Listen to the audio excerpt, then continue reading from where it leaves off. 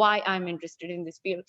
So when I was initially in the first 2 years a graduate student at my university, my diet was mostly those big mega muffins from BJ's. I'm sure all of you have seen them at some point.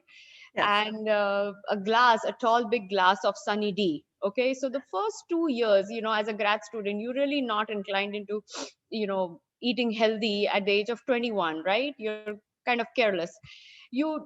I had gained 12 pounds in 2 years while doing my epidemiology and biostats. And because I didn't notice it too much at that time, I just let it go. Then I started giving my USMLEs. I wanted to prepare for residency.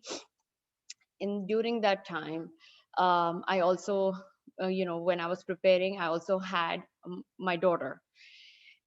My pregnancy, I think, was the biggest reason for weight gain. I gained a good 36 pounds during my pregnancy. And it was mostly that got me, at the end of it, I got I was not able to lose that much weight right after. Initially when you say that when you deliver, you lose 6 pounds of this and 5 pounds of that, none of that happened with me. So I joined residency after the birth of my daughter.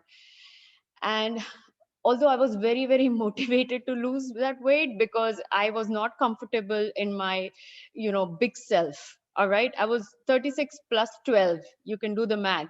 That's a lot of weight that I had gained by the first year of my residency. And also it makes it very difficult for you as an intern, to work, because your first year is the most strenuous year, no matter which field you are in.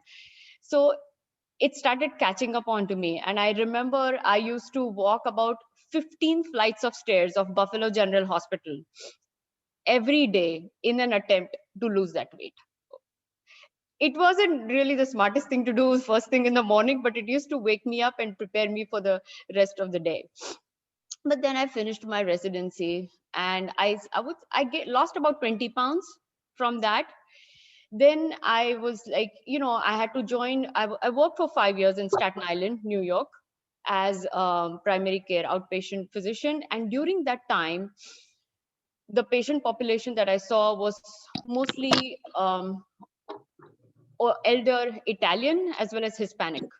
And a lot of them had diabetes, hypertension, heart disease, and a majority of them were overweight and obese. Now, since I was also on my own weight loss journey in that time, I was helping them out simultaneously. So I learned a lot, and I actually enjoyed doing that. I mean, yes, treating diabetes and getting their A1Cs under control, getting their blood pressure under control was also very rewarding.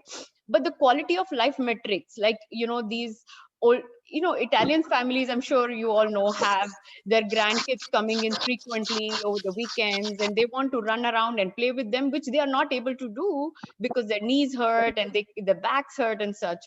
So getting them to do those things, helping them shed those pounds while also shedding them myself, is what really got me into this. And at that time, actually, I didn't know about the ABOM. I came to know about that after a few years later, once I joined private practice with a cardiology group. So I'm currently in a cardiology group in New Jersey. We have 3 locations in Hackettstown, Newton, as well as Cedar Knolls. And I practice obesity medicine in all 3 along with my primary care. So about 3 years back is when I, started formally looking into getting ABOM certified. And I did, although I was doing everything that a, obesity medicine physician would do. But I'm now feeling good that I have that little bit more credibility. And ABOM is an amazing, group. The TriOS is an amazing group because you guys make it's a very interactive thing. I have joined the sessions at Cornell, and I've gained so much knowledge. So thank you guys for doing that. Now, at this time, I'm just looking forward to basically continuing doing this for as long as I can, because it's a very, very rewarding field, at least to me. Thank you so much for sharing that, Bijal, and for sharing your own personal story. I think some of us find inspiration there. Thank Let you. me go on to Dr. Amy Articolo, and could you go ahead and tell us your story? Sure. Hi, everybody. Happy Wednesday. And thank you so much for your time. So my story's a little different. I am a board certified OBGYN, and I'm also a diplomat of the American Board of Obesity Medicine. And I currently am the medical director for NASH at Novo Nordisk. So my path was a little bit different. So I got out of residency and decided to just go forth and join a private practice. We were part of a multi-layered, multi-specialty group. So we were the OBGYNs and the pediatrics, and there was internal medicine, and there were multiple layers. So at the end of the day, we're quite busy because of the interactions that we had at the health system. And I practiced in Southern New Jersey, and the health system was during my career building and growing. So why that's important is because it was transitioned from being what they call traditional labor and delivery units to what they call maternal child health units. And in that transition, that required a lot of coordination of efforts from various different teams, particularly to address what we used to call were the fallouts, right? I don't know if any of you are familiar with that, because I see a lot of young faces as opposed to my old mug over here. But, back in the day, I feel like I sound like my dad, who was a retired GI specialist. We would have case reviews, and a lot of it would go to the state, especially if you were affiliated with a university setting. And if there were quote unquote fallouts that seemed to have a pattern, then the hospital or health system needed to address them. And so when we were transitioning from just being, I deliver babies and mom goes home with a baby, and after the nursery clears the baby, to we really need to address the underpinnings of disease, guess what happened when we looked at it much more closely? We identified metabolic disease. So it was mostly the metabolic syndrome, right? The hypertension, the diabetes, the obesity, the sleep apnea. I mean, I could go on. And these folks were unfortunately sick, and we didn't have a lot of solutions. And then my personal journey, which my colleagues from Novo who are on this call do not know. In fact, most people don't know how was like the trigger for me was back in 2008, I think. I had a patient die from an amniotic fluid embolism because she had a inappropriate intubation because of her morbid obesity.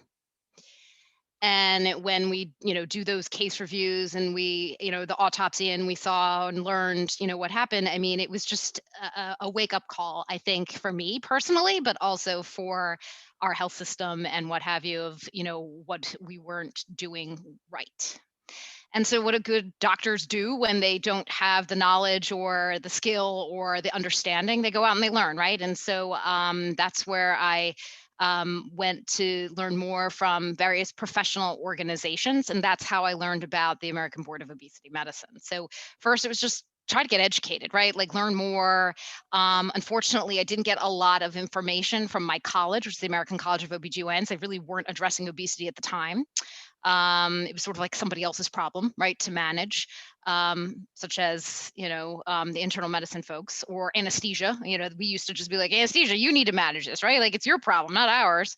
And then, luckily there was other groups such as the Obesity Society and Obesity Medicine Association that did have education, but there just really wasn't, enough, if you will, at that level for me to feel confident. So the American Board of Obesity Medicine, really was that path. And, because they had a curriculum, if you will, to be able to take the examination and become certified. And I, quickly realized how much I forgot as an intern, to become a treating physician as an attending. And so it was a great opportunity.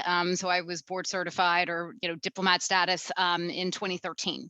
And then from 2013 for like 2 years in my practice, I tried to incorporate obesity medicine and really found it to be extremely rewarding and exciting. It's to the point where from there, one of my colleagues and I went and opened up our own obesity medicine program. And we treated patients for about 3 to 4 years there. And the focus was really, and we have had a predominance of women's health, right, because of our background, but we also have, sometimes our patients would bring in their husbands or sons or what have you, to focus on improving their health through evidence-based practice in obesity care.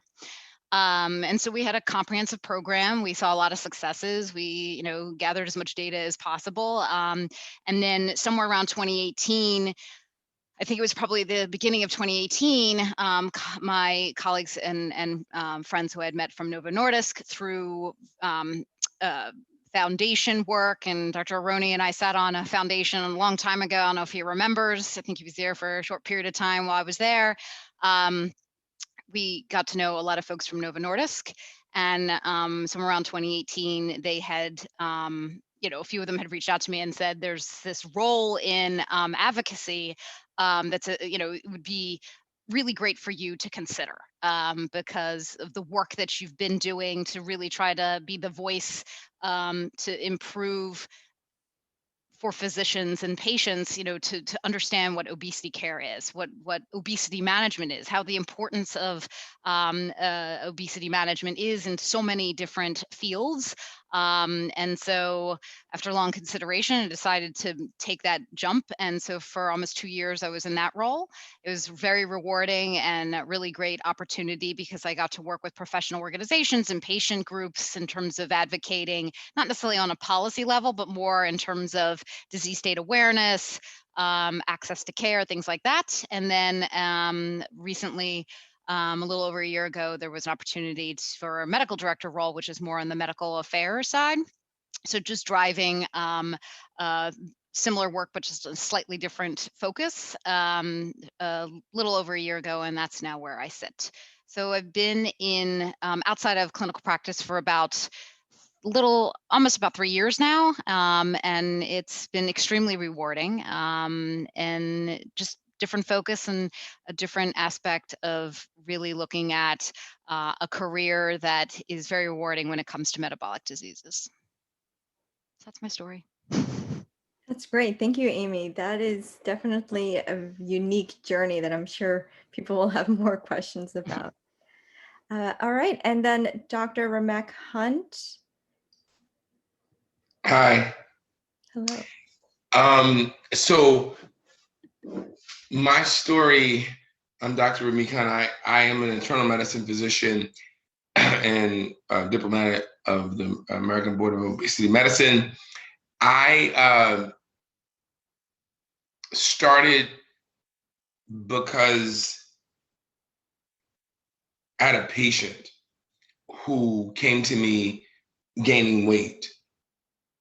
And as she was gaining weight, she was getting the metabolic issues that Amy was talking about. And so, you're ready to grab your prescription pad, but nowadays we just send it electronically. But anyway, you're ready to grab your prescription pad and send her over for, blood pressure medicine or whatever it is.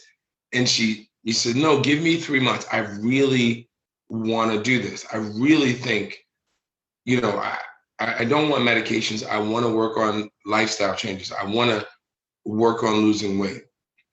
And my response to her was like, okay, eat less, move more. And, I didn't know anything at the time. So she comes back 3 months later and she gained more weight. And then she's like, and then her blood pressure was higher. And then, all these other things. And I'm like, okay, I got to write. She's like, no, give me another 3 months. And I'm like, okay, but after this 3 months, we're really going to have to start you on a medication. So then 3 months later, she comes back. And not only is her blood pressure higher, but now she has prediabetes. And I'm like, not only going to have to get you a blood pressure medicine, we might have to start you on a diabetes medicine. And she's like, no, give me 3 more months. And so I had to say to her, like, you keep pushing the goalpost. And she was like, no, but I'm really trying. And I'm like, well, in my mind, I was like, you're really not trying because you keep gaining weight.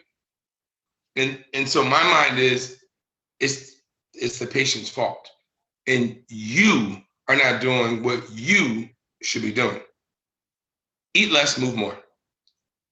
And then she came back again, same thing. And then finally, I wrote a book about weight management last year, 6 months ago in 2020, called No Guesswork Diet.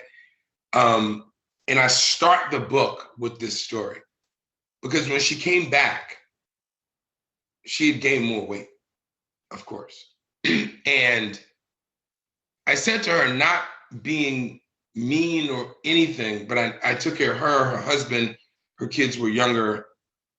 And I said to her, are your children overweight? And she started to cry because not only was she, the way she felt at least, not only was she killing herself in her mind, she was killing her kids because her son the week before had just been diagnosed with prediabetes. So in her mind, the way she was feeding herself and feeding her kids was killing the whole family, basically. So long story short, a year later, she lost 100 pounds. And she came back to me and said, thank you, Dr. Hunt. But I was like, I didn't do anything. Like, you did it all. I might have, I don't know, sparked you to start the journey. But what it did for me was it said, you know what? I need to be able to help a patient get to a healthier weight. And at that, and it was fortuitous because at that time, I was also looking for a niche. Like I was doing internal medicine, but I was like, I wanted my own little lane. And so that was a spark. And I Googled just obesity training or whatever, and the Obesity Medicine Association popped up. And so I went to the conference in Austin, Texas, I think in 2014.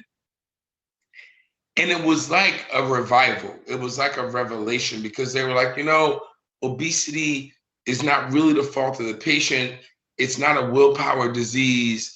And all of these things that they were saying, I was like, they must be crazy.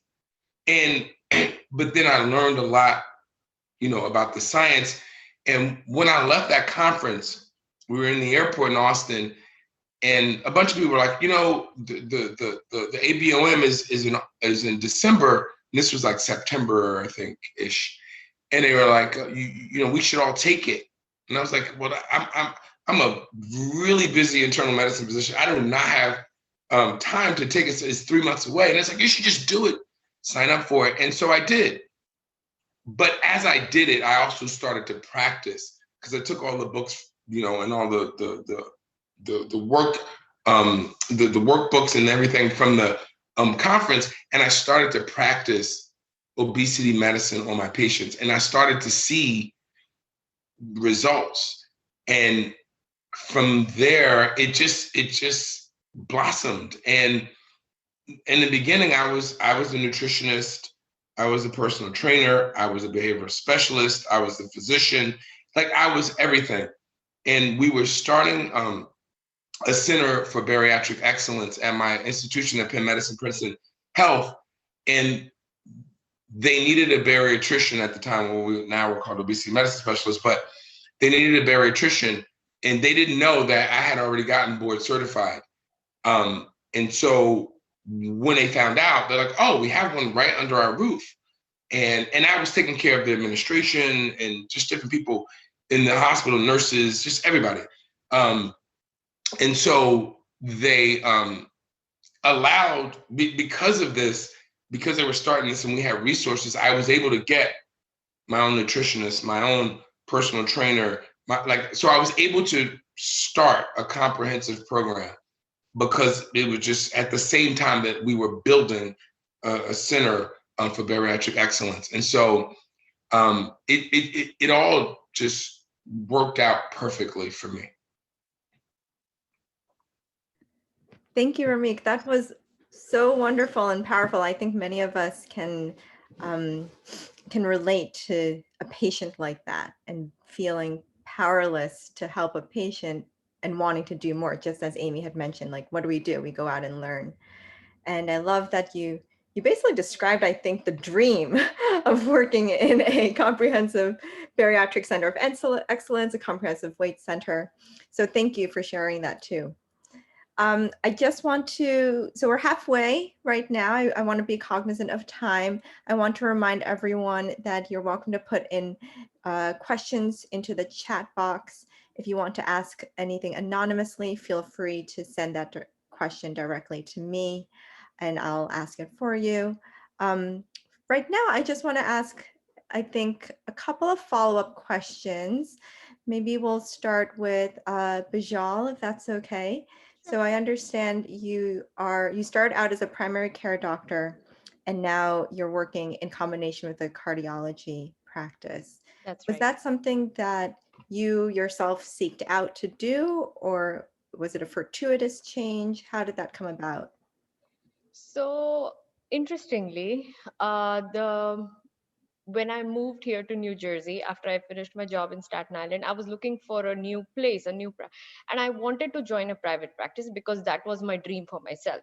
Earlier, I was in a institutional job, and I really wanted to build a practice based on weight loss. So when I started looking at avenues in this area, I was thinking of initially starting a and I'm going to talk very much from a practice point of view, okay, because that's was always my focus. I was thinking of starting a cash based practice, all right, initially, because this part of New Jersey did not have that kind. And especially the area of Cedar Knolls, Hackettstown. So but my husband is an interventional cardiologist, okay, and he actually is a managing director of this group. We have 7 physicians, 7 interventional cardiologists, me and another primary care physician. Ah. Yes. So he told me that instead of starting out on your own, because anyway I was new to this area, so my chances of developing a cash based practice with not knowing the patient clientele is going to be difficult, because I wasn't so cognizant about the realities of finances while starting a practice then. So he said that why don't you come and join my group? Anyway, it's a cardiology group. I have people who need this Mm. and you are already doing it, so you will actually be a very good addition. And that, so since it was my husband, I was like, okay, but are you going to pay me, or we are going to, how is this going to work? This is so he said, no, you go out RVUs, okay, you do it all on your own. So let me tell you, I went from seeing like 25 patients a day in Staten Island to like 4 patients, maybe 5 patients when I started here 6 years back. Mm. But I think with I'm hoping, and I hope my patients feel that way too, that the quality of care that I have provided, I have now I have 3 offices and they are all going well. So it's not that we planned it out this way, but I joined it, and actually the cardiologists are very happy because they are referring their patients to me and I'm giving them the results. If they don't if they don't feel comfortable, they always just pick up the phone and say, hey Bijal, listen, this patient I was hoping would have, you know and then we discuss. So it's really nice that the way this has, and to be very honest, because our group has about 5,000 patients overall, I won't say they are all mine, but I have at least 2,000 of them are mine, and I have made a positive change in their life. So I think it worked out very well for me. That's great. Oh, that is so fortuitous. What a great Yes, story. you can say that. It just happened, but yeah. Um, one follow-up question also from the audience and applicable to everyone else, to the other panelists too, is can you give a general salary range for what you do as either an obesity medicine specialist or a private care physician?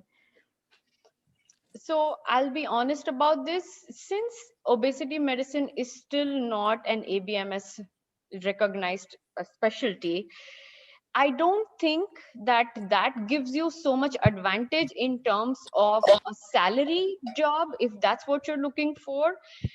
The area, whatever you get in the area, okay, you can easily negotiate for maybe a little bit more because you have this certification. And of course, the years of practice, I think that goes a long way in determining how much you will, it is totally area to area. But personally, you can definitely negotiate for a little bit more than what a regular internist or a family physician will ask for in that area. Okay. I also just wanted to add, as far as salary is concerned, from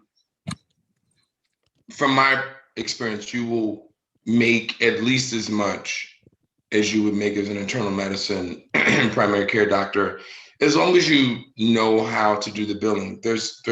So I get to meet a lot of people when we do these conferences, and we go to these go to a conference when we were able to.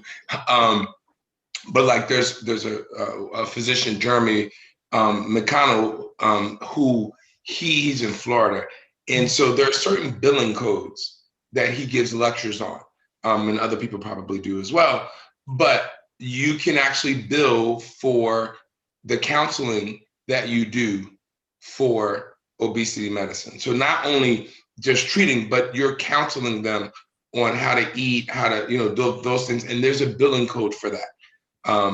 And there are two, I don't want to bore you, but there's two billing codes. You bill for the BMI, but you also bill a Z70 1.3, which is a diet and counseling code, and you attach their BMI to that, and that counseling code is an additional 99213, if you will. And so it actually makes up for the extra time that you spend with the patient, because you're spending that extra time with the patient counseling them. And so you're left whole, if you will. And if you do it right, you're actually left better than when you normally would see a patient. So to follow up what my colleagues have said, I would say that it depends on what you're looking for, right? So if you were going to focus entirely on, or for the most part entirely on obesity care, and you're a self-proclaimed bariatrician, there are programs where you can join a comprehensive center and be that bariatrician, and you will be a part of that system. There's quite a few in the US, since I started, that have been growing and building, and certainly has developed more, right? And so if that's what you want to focus on, there are opportunities to do that. And you can negotiate your salary, because you can, like Rameck was saying, you certainly can bill for these services. Unfortunately, being recognized as an obesity specialist is not the same as being recognized as an endocrinologist. You would just have to negotiate that, but you have that additional knowledge, and so therefore it certainly is advantageous. If you want to do kind of what I did, which was this is my primary focus. I'm an OBGYN, but I have obesity care as part of the practice. That's a different story, and that's a different negotiation, right? And there's no really right or wrong answer. It's what you would like to see yourself doing. What kind of research opportunities you want to get involved with, because now there's going to be more folks like Novo Nordisk that's going to get into the space that is going to be looking at research opportunities. We're not going away, right? So there'll be additional opportunities there for those that are interested in that. There's going to be other companies that are coming into this space. Or if you wanted to really focus your practice on different avenue within the endocrinology space, or internal medicine space, or family, medicine space, you could then add this additional layer. And yes, you can get reimbursed for it. Yes, you can certainly have opportunities to be able to practice and do do something that's very rewarding, as well as helpful and beneficial to patients. So it does exist, but depending on where you are in your career, you kind of have to define what you want to do. Thank you for all of that. I have a couple of questions coming in here. So a number of you kind of branched out on your own in a way, And one of our audience members is asking, let's see, who and how have you been able to collaborate with other specialists to be part of the Center for Excellence for Bariatric Surgery? We have a few individuals here who have taken the ABOM boards, of course, and are now looking to see what can we do with that certification. So who would like to take that? So at my hospital, I'm a clinical assistant professor of medicine, and I teach residents. But again, at the time, we were starting a Center for Bariatric Excellence, and they needed a bariatrician as a part of their application. And so I was at the institution. So that's the reason I was able to be on board. But the truth is, if there's somebody in New Jersey who's in the Princeton area, we're looking for another obesity medicine specialist. So if you want to come and reach out to me, please do so, because we're trying to grow. Like, our practice is closed, so we can't even take any more patients. So I'm the medical director. I would love to have you come on if you're in the area. I think to just piggyback on that, I'm sending out a poll right now for people to let us know, like, where you're from, where are you in your obesity journey, and are you looking for a job? So if you guys can go ahead and answer that as we continue with the questions, that would be great. Another question we have for everyone is, how many patients do you typically see in your clinic each day or each session? So I averagely see between 25 to 30 patients every day. And I try to give about, just time metrics. I give 30 minutes for a new patient, but before they come in, we confirm with them that they're coming for an obesity consult. So we have an intake form that we give them, which they fill out beforehand, which I review before I see them for the first time. So that kind of gives me a little idea about where they are in their obesity journey, what they have tried so far, what their goals are, okay, what have their setbacks, what they can and cannot do. So it is a pretty detailed. And also one more thing about any and adverse events, traumatic events in their life that may have brought this situation on. So this is a very we give an intake form and we have the patients figure that out, and we read that before we see the patient. So the first visit is pretty comprehensive, and I think based on that, about 25 to 30 patients in a day average. Do you work every day, Bijal? Yes, all 5 days. Tuesdays is my long day. I do from 9 to 7, but the rest of the days it's a pretty decent 9 to 5:30 kind of a job. Wow. Okay, great. And Dr. Romek Hunt, what about you? I do about half that. We because I work at a university, we get a little bit more time, and so the initial intake we spend 40. If this is a brand new patient, we spend about 45 minutes to get all their information and so on. And explain to them what the program is and set them up for the BIAs and all the other things that we do with them. And then their follow-ups are typically scheduled for like 30 minutes. So I might see 15 to 20 patients a day for like my normal day. But it's a 8 to 5 day kind of thing. And is that 3 days a week or? So it's every day. I don't only do weight management. I still have a primary care practice. So there half days are weight management. So 50, it's about 50. It's actually about 60-40, 60 weight management and 40 primary care, because I didn't want to just cancel all of my primary care patients. So as time goes on, it gets less and less with primary care, but I didn't want to get rid of my primary care. Okay, that's helpful. Thank you. And then Amy, what is your day like? You're not seeing patients anymore, is that right? Yep, that's right. So my day, it depends on day by day, but it's a lot of meetings, just like this, where I have both meetings with my colleagues internally, so folks that are in the medical. So in medical, it's under the umbrella called clinical, medical, and regulatory. So clinical development, which is research looking at very early development of assets and potential molecules that will have hopefully go through the process and then be in your very capable hands. There's also regulatory affairs, which is the part that preps and gets ready and responds to the FDA in the US, but we're a global company, so we also engage with other regulatory bodies. And then lastly, medical affairs, which is for the most part where we sit.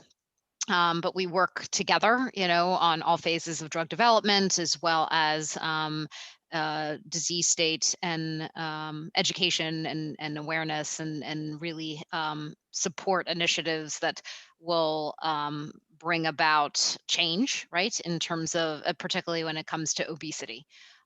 So there's so many different aspects of engagements, as you guys all know, the care delivery system is very complex and complicated, and so we do our best to navigate that just like you do, and with the hope of really being able to open doors so that patients get the treatments that they need.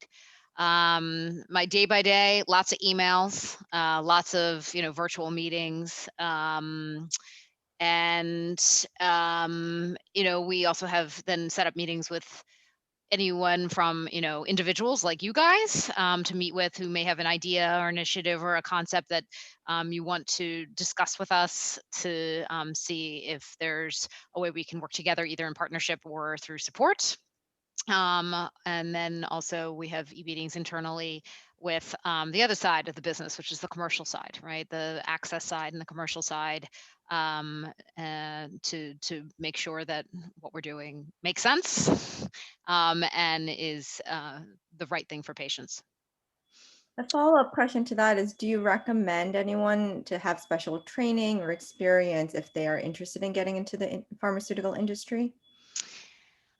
Yeah, I mean, for me, it was, much like my colleagues here, it kind of was separate, serendipitous, and it just, happened to happen, right? It was interest. I love the company, and the people, and why is because the people that work there and the company really does stand for their data, as well as being patient centered. I mean, they truly stand by that. So I would say, for those that are interested in pursuing industry type of careers, definitely make sure that it's a company that you believe in, that shares similar passions, and truly is patient centric, because that way you can't go wrong, right? That means that you and your strategies are aligned, and therefore it makes sense that this is what you want to do. There are some folks that will work in the pharmaceutical or life science or industry and still see patients. For me, I don't do that, because with obstetrics, it gets really complicated on medical malpractice, right? I live in the state of New Jersey, and for me to have medical malpractice part-time, but also work in pharmaceutical, very complicated very quickly. Whereas I have some colleagues that are able to do that much more seamlessly. In terms of special programming, if you guys are asking about, like, do I need to get an MBA to get that kind of job, or an MPH or something like that? You don't have to. I don't have that. I mean, if I thought about getting that, yes, just to further educate myself, but not necessarily to further my career within the organization. Um, you know, Experience is definitely key. Some folks do try to do a fellowship of some sort to just get their feet wet, if you will, and just try it out, because that's a shorter term commitment, like 3 or 6 months, sometimes a year. So it's not quite like, wow, let me just see if I like this, as opposed to I just want to completely, change, and wow, that was a big mistake. The first year is the hardest transition. Because your day by day is very different. But if it's the right fit company and the right people that you're working with, it will feel like home. Great. And then we have another question where people are asking, is there a model out there where you're doing just obesity medicine and maybe you're referring out to someone else to do the diabetes care or such? I'm sorry, go ahead, No, Dr. go ahead. I'm sure there is. Hi. I'm sure. I think we're a little bit biased here because both Bijal and Rameck are kind of family medicine and primary care specialists. So it sounds like you guys absolutely can take care of the whole patient. Dr. Aroni is with us. I'm sure Dr. Aroni, you had a comment too. What I was going to say is, I see obesity medicine as taking care of patients with obesity who have a lot of different medical problems. So if you're just focusing on someone's weight, there's a lot more going on there. They have diabetes, they have heart disease, they are risk for cancer. So I think that the optimal model is to take care. So I see us as specialists in taking care of people with weight problems. Other people don't understand them. They torture them and insult them, but we don't. So besides taking care of their weight, I think that the optimal thing is to take care of the other parts. Now, are there, practices that do that? The answer is yes. And we have 9 physicians. We have endocrinologists. We have 3 endocrinologists who also practice obesity medicine. They do a broad variety of endocrine obesity medicine stuff, but we do have people who want to just focus on weight issues.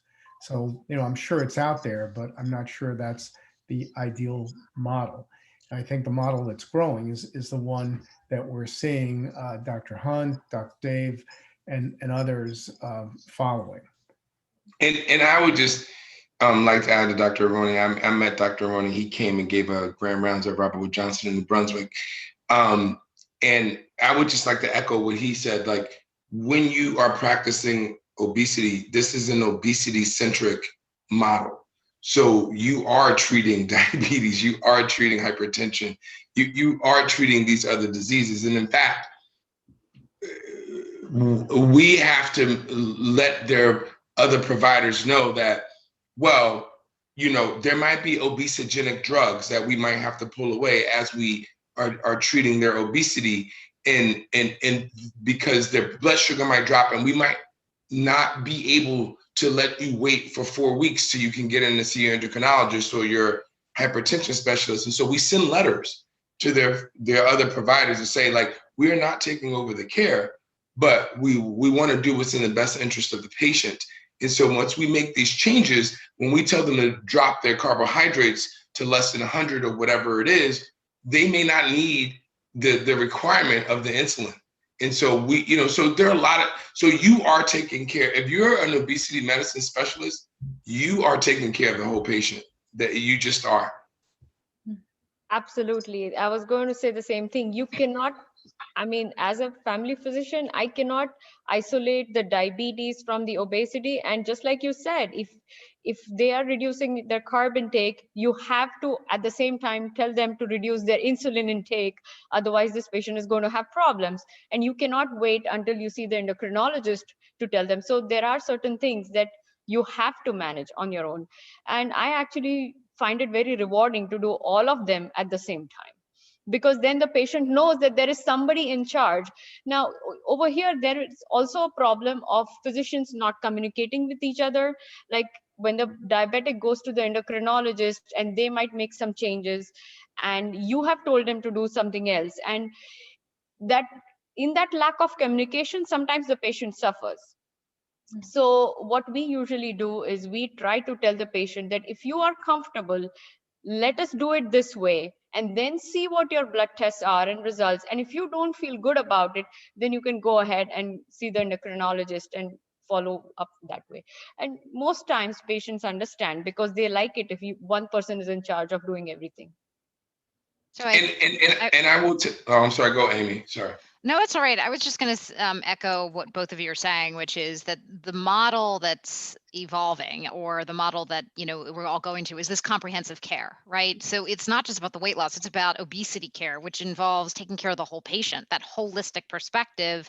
That's everything that my colleagues have just talked about. Absolutely, that is imperative, right? I mean, you can't just manage the weight. It's going to be about everything that obesity impacts, right? So I used to explain to patients that obesity is like, you know, and I used to use this tree analogy a lot. Obesity is like the trunk of the tree, and all the other diseases are like the branches and the leaves, right? And so you can't just treat one aspect. You're going to be treating all of it. And so these comprehensive models, which, you know, as more and more is getting developed in these centers of excellence, and working, you know, collaboratively with our surgical partners and others in this space, that is going to be the optimal, you know, care plan or care pathway for patients who suffer with obesity. And just also know that like the more you do this and the more you get recognized, your colleagues will understand that you need to do things more immediately than waiting for 6 months or 6 weeks or whatever for them to see them. Like when people send patients to me, they know I'm going to make some certain adjustments. They understand that because they know that's how we work. Otherwise, they wouldn't send them to me. And so don't worry too much about that. You have to do those things for the safety of the patient and for the, like Amy just said, and like the doctors just said, like the whole totality of taking care of the patient. That's great. Thank you for all of those comments. I am going to end the poll and just share. I think I can share the results with everyone, hopefully. So first, the first question was, where are you zooming in from? Most of us are zooming in from New York. A number of us are from New Jersey, though I would like to highlight that all of our experts hail from New Jersey. No one from Connecticut, and then half of you from farther away. So I'm so glad that we could cross a few time zones maybe. The second question was, where are you in your obesity medicine journey? Half of you are kind of in it already, which is excellent. I'm so glad that you guys are working there. And then 20% still in training, 14% still looking or thinking about it. And I think that's great. A follow-up question to that is, you know, what would you guys recommend in getting more obesity medicine expertise? Do you find a fellowship might be helpful, or did you think the CME pathway to ABOM certification was sufficient for you? In my personal experience, starting to manage patients on their own, on your own, you know, doing it practically, and always going for CMEs. I think these two things, where you can get to network with physicians, where you get to learn from experts while you're also treating on your own, these two together yields the best result. So far, because I think it's very important to network with other obesity physicians, because there are many things you learn from them which you are not doing, and they learn from you and from the experts because they are experts in the field. So there are many things, especially I have learned a lot about billing, coding from Dr. Jeremy, like Dr. Hunt suggested earlier. And I've learned a lot from Dr. Aron and Dr. Kumar when I joined their, you know, CMEs. So I think it's a combination. Yeah, I think it depends on where you are in your life. If you can do a fellowship, do a fellowship. But if your life is where you are, like for me, I was already in my career. So this was a perfect opportunity for me to study while I was working and learning these things and meeting. The one thing I will say is that, like, this is probably the only, and maybe I'm wrong, but this is the only specialty where you really meet some fascinating people and you become like friends with them. Like, the people that I see on the Zoom and the people that I see at the conferences, these are people when you see them, like, it's like, hey, how are you? How's your kids? And it's like, it's a real, it in of itself is a fellowship. And you get to like, it's just because people are really passionate about this work. And so, you know, you're around people that are like that, and you get people who want to help you and want to just help the cause and everything. So, you know, going out and you're going to have to do those CMEs anyway. So yeah, you don't necessarily need to do the fellowship, but you definitely have to do the CMEs.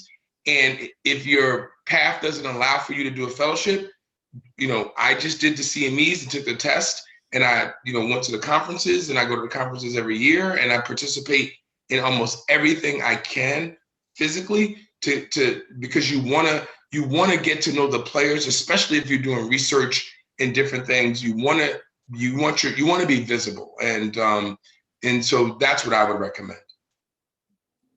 Thank you. Great. And then finally, we asked what everyone's job status is. Rameck, 11 people need a job. So if you have 11 spots, then you have 11 people. I don't have 11. I might have 2. but if they could reach out to me, let me put it in the chat. Hold on. Wonderful. I can give them my email. If they want to come to New Jersey. One lucky person has an offer, and the 50%, more than 50% of us are thankfully employed despite all the drama of 2020. So happy to say that. Yes. And thank you, Rameck, for putting in your email. Actually, one of the participants and myself were wondering, how can they get in touch with you if they have further questions? Would it be all right if I shared your email? If you want to throw in your email into the chat box as well, you can go ahead. Yeah, I think I just did. Great, thank you. Thank you. Yeah, so by all means, email, we're looking. And then any final comments from the panelists? So there's one thing that I can tell that from my experience, which is I feel that it's very important that we practice what we preach, and we are very transparent, and we talk to the patients on a personal level, at their level, bring ourselves down to their level wherever they are, and talk to them like a person to person. I have found that very useful. So you bring your expertise in when it comes to medications, and when it comes to explaining the physiology of the obesity and why they are in the process where they are. But when you want to make that change, really come down to their level and talk to them that what is it that you can change. Maybe these are very small things. Maybe because this is the mistake I have made in my practice early on. Because I was young and I was new and I wanted to change the world, but then I realized that that's it doesn't work that way. So I would give them a certain goals, that this is what I want you to do, and when they would not do it because of whatever lifestyle situations, and I would feel slightly let down.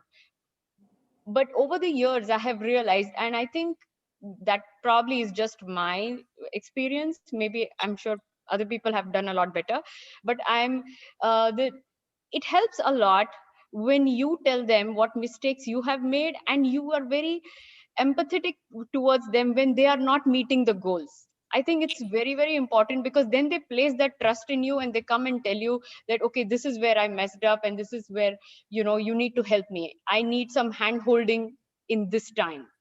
So I think that is very important, and establishing that with every patient is difficult, because some people are very defensive, and some people, because they are judging themselves very harshly internally. Actually, that is the problem.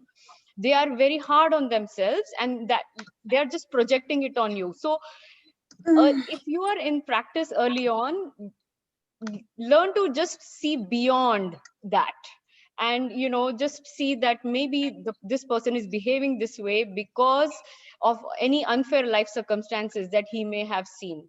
So that's just, I want something that I feel, if somebody would have told me that early on, then I would not have made the mistakes that I made in private practice early.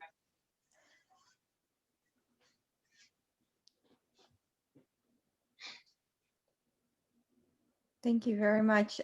So let's, I think we are a little bit over time. So I thank you again, everyone, for spending your evening with us. And a special thanks to our panelists, Dr. Dave, Dr. Articolo, and Dr. Hunt, for sharing their experiences with us. I believe Dr. Hunt and Dr. Articolo have already put in their emails in the chat box. And Dr. Dave has just put hers in there as well. So I'll leave it up, the chat box open for a little bit longer if anyone else has comments or they want to chat. But this does end our virtual career panel. Thank you everyone for joining us, and we hope to see you at our future events. Have a good night. Thanks for having me. Good night. Thanks so you. much. Very Good much. seeing you Good night, everyone. guys. Good night. Good night. Bye-bye.